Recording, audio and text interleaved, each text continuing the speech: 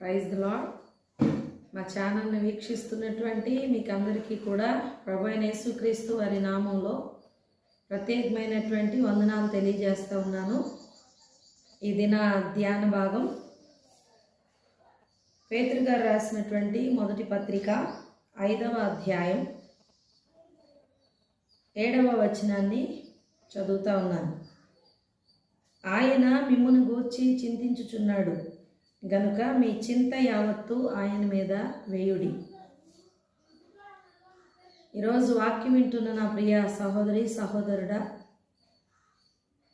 ఏ చింతతో ఈరోజు నువ్వు బాధపడతా ఉన్నావు? కుటుంబ సమస్యల గురించి బాధపడుతున్నావా? బిడ్డల గురించి వేదన పడుతున్నావా? అప్పుల సమస్యతో బాధపడుతున్నావా?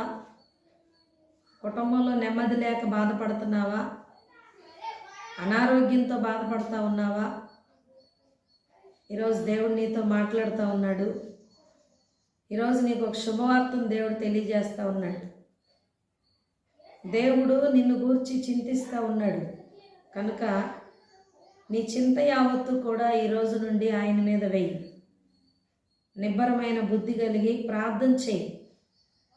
ప్రార్థన చేసి నీ ప్రతి సమస్యను దేవుడికి అప్పగించు.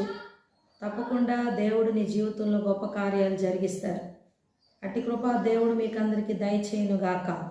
ఆమేన్.